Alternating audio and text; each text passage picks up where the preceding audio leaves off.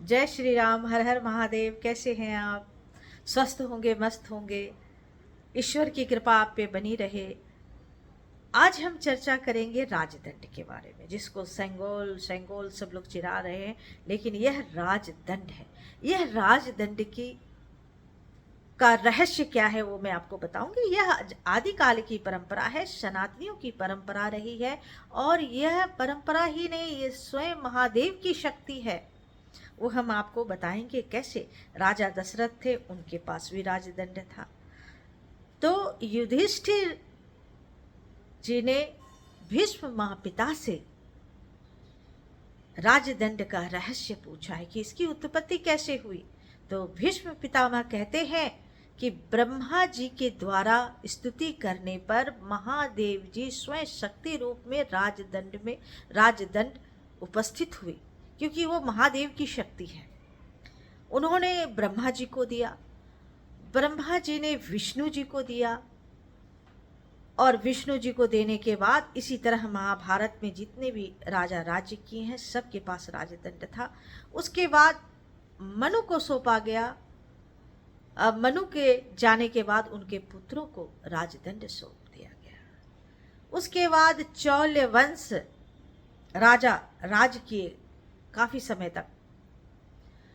तो उन्हें यह स्मरण था कि यह राजदंड महाभारत, और जब हमारा राजा दशरथ थे उस समय का यह राजदंड की परंपरा है, और यह स्वयं महादेव जी की शक्ति है। तो आप देखे होंगे राजदंड के ऊपर एक नंदी जी है। तो राजदंड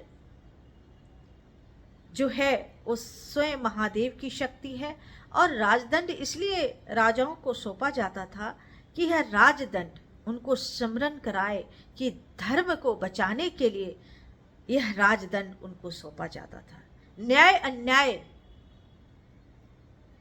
करने वाले राजाओं को यह राजदंड दिया जाता था, और जब धर्म पर संकट पड़ती थी तो वही राजदंड उनको धर्म का स्मरण कराता था, याद दिलाता था कि यह सनातनियों की भूमि है।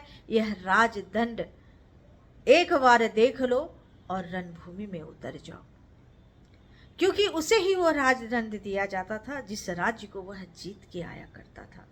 उसके बाद आपने सुना ही होगा,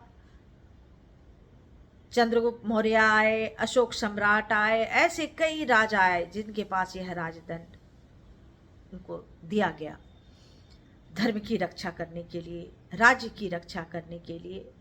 उसके बाद हमारा देश गुलाम था। जब देश आज़ाद हुआ तो उसके बाद यह राजदंड जो है नेहरू जी को सौंप दिया गया, और नेहरू जी ने इलाहाबाद के म्यूजियम में इसे अपनी छड़ी समझकर म्यूजियम में रखवा दिया।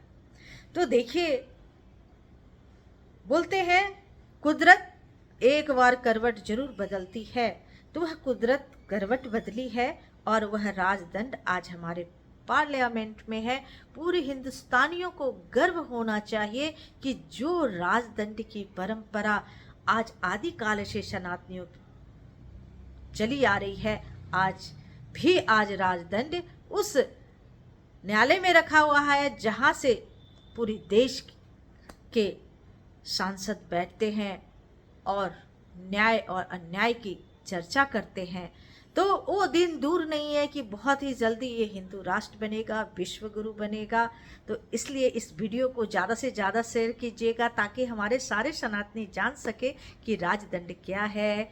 ओम नमो नारायण। मैं साध्वी कंचन गिरी।